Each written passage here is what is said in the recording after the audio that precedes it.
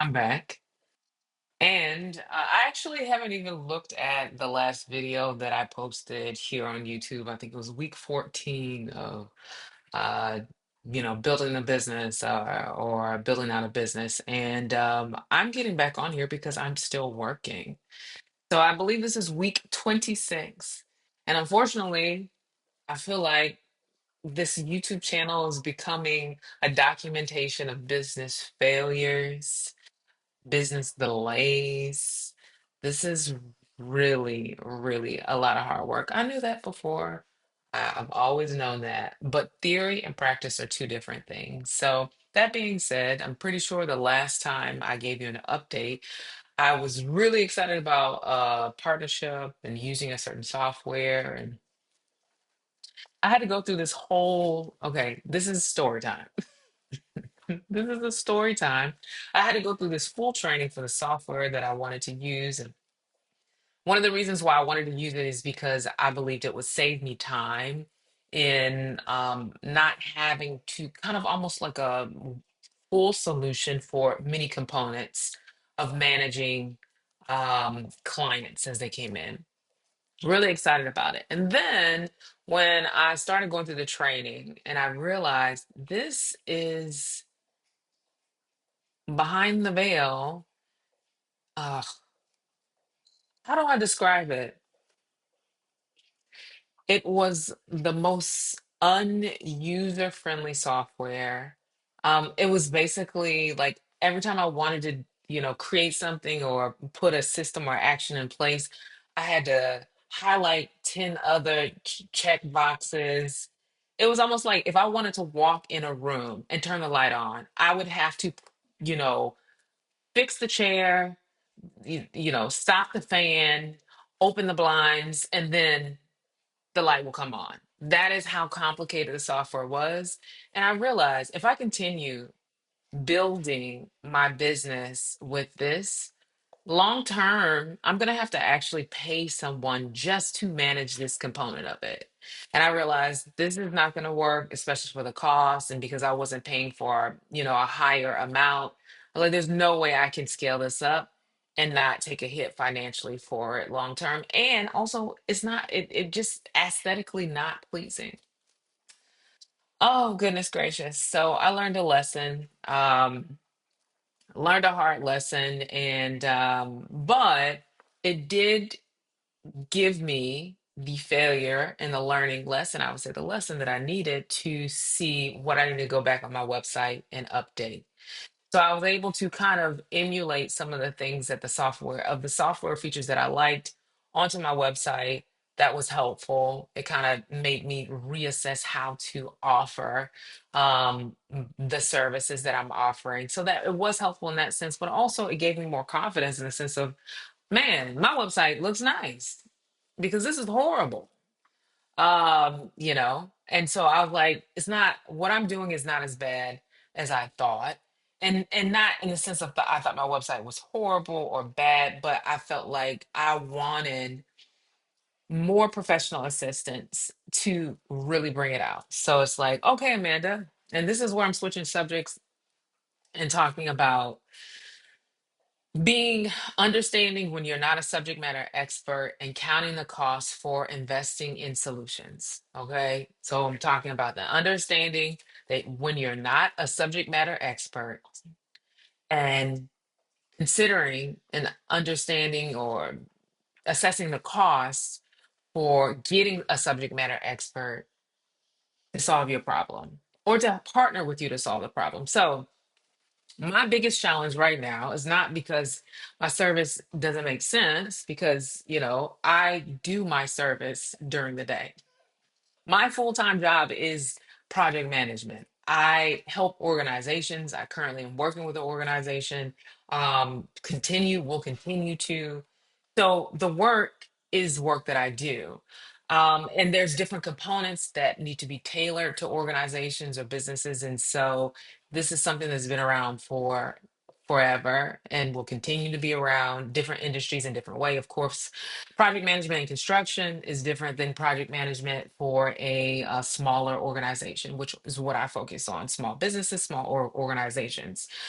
And so those are differences and nuances. And when you get into the specialty of project management, there's a lot of misunderstanding about what it is, is done. And, it's like, oh, you schedule things. That's it. Or, you use calendars, or you use Asana, or you use Monday, or I'm a project manager. I use these tools. Yeah, you are a project manager if you're managing a project. And, there's nothing to take away from that. The deeper you get into, project management, however, there are principles that are involved, and it has to be tailored to the organization. Understanding, constraints. You have time, you have a budget, and the quality that you want from that project. There's risk, there's external risk. I'm facing risk as a solopreneur. I'm facing risk for companies that have a lot more money to invest in marketing. There's external risk to that. There's internal risk. There's internal risk of things, knowledge that I don't have, expertise that I don't have, or systems maybe that have not been put in place yet. So there's a lot of things, and there's some things that cannot be helped in the beginning. It just can't be if you are starting out on your own. So eating that right now and really living out everything that I know and understand to be true. So this is a process. And so I'm at like this fork, and I got stressed out last week because at the end of the day, I know that I need to get an additional subject matter expert when it comes to marketing and sales. It can be two different things: branding, marketing, sales. Maybe I talked about this last video. I don't remember. It's been so long. Who knows? I'm repeating it. So you got the branding, you got the brand identity, and this framing of your archetype, your character of what your brand represents and how it speaks to people and how it feels to people and all that type of stuff. Your brand. And then you have marketing, and this is more of the storytelling. And then you have the sales that actually the grit of it all, these funnels and action items and qualifying people. And this is basically these three pods. The closer it gets to sales, the more I need help. And that is the place I'm at. So the crossword road that I'm at is hire someone for a cost that is expensive, plus advertisement costs, like actual cost of ads, to actually do it for me. And I can just be like, okay, check in. Okay, how do we do this month? How do we do the next month? Do we have any results? But also, when it comes to this, nothing is guaranteed. Nothing is guaranteed. And it's like, how much do you eat in loss before it becomes unbearable? That's another risk. What is the threshold of the risk that I'm willing to take by spending on a high ticket partnership? I'm talking about thousands per month. Is it worth the risk? Because at the end of the day, you know, if they're executing it, at least I get my time. But it doesn't mean that, just 3 months, which the contract minimum requirement will be 3 months, that I'm going to get the results that I want, even to cover the costs that I've spent with them. So, like, can I deal with that cost? The other choice I can make is I can really continue just learn more about Facebook ads. I saw there's one course that I'm considering. I actually did two sales things this month. One, it was actually through the Small Business Administration score. There was, some really good insight on sales, and then it was saying, hey, by the way, the majority of businesses that are really doing well are doing phone calls, and I'm like, I don't want to call people, you know.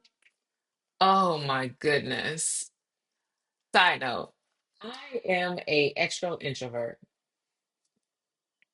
What that means to me, because people may define themselves different ways, is I recharge on my own. I can be around other people. I can enjoy, meeting new people and doing a lot of things with other people. But there's a point, probably sooner than people who are extroverts, or definitely sooner, that I need to go by myself and recharge. So that being said, if I had a prioritized choice of what I want to do, calling people that I don't know or cold calling people is not necessarily something I really want to do. It just is what it is. Nevertheless, will it be worth it? Of course. So I realized that I will probably have to integrate some type of cold call phone calling, and I'm going to probably try to make it soft by identifying the people I'm calling, sending something ahead of time to them to give them a heads up so they won't be blind of, not hearing about, my business at all. Phone calls, some actual physical things to give people, brochure, invitation, this type of stuff. Um, I'm really interested in building relationships with my client, truly building relationships with my clients and not just people who are spending thousands of dollars with me. And that's one of my irritations is, and one of the reasons why I'm wanting to price my business in a certain way is I truly believe that anyone who has really great ideas and wants to do well, yes, they need to invest in their development. They need to invest in marketing. They need to invest in whatever they need to. However, I feel like currently in the market, my brain knows when I see a lot of webinars, a lot of courses, I'm like, this is literally you could find this information online. So I'm frustrated because it's like, oh man, I really feel like I'm getting scammed right now. And for those that I know are not scams and I think are reputable people, the amount that they're charging, I remember I was doing something last summer. It was like an intro thing. I spent a couple $100s. Cool. But the higher tier thing after the follow-up was for a $25,000 thing. I'm like,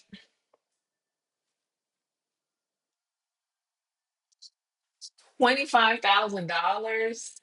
And then I see other stuff, $20,000. Some of y'all have it, obviously, because there's no way that these things are getting priced at $25,000 and $20,000, and if people aren't paying for it. So obviously someone is able to pay for it. I'm not that market. I don't have $25,000 to give you right now. Maybe one day, and I would still probably just take some time to think about it. I will take some time to think about it type person. Um, but the cost, and a lot of times I see like you have to charge for your value. I understand charging large corporations for your value. A large corporate, $1 million company, $1 billion company, I get it. Your value, your contribution, your impact on that. But when you're charging individual people or new business owners, um, it just seems a bit weird to me. Maybe I'm going to become that weird person. Document this. Am I going to become that weird person? It's almost kind of like, hey, you don't know if you don't ask, or you won't get unless you ask. And it's like, okay, I don't know. There's some type of maybe folklore or like something. It was like a model that says she doesn't get out of bed for like $10,000. I don't know if anybody remembers that or if they heard that before, but not getting out of bed unless it's $10,000. And that's how I feel the vibe is with a lot of consultants or, today, coaches today. I'm not getting out of bed unless it's, 10,000, or I'm not, working with you unless you have 5,000. I was going to say 5 Gs. Yeah, I was going to say that. And it's like, okay, you've gotten results and you think, um, it's worth it. And I'm gonna have to pause just for a second.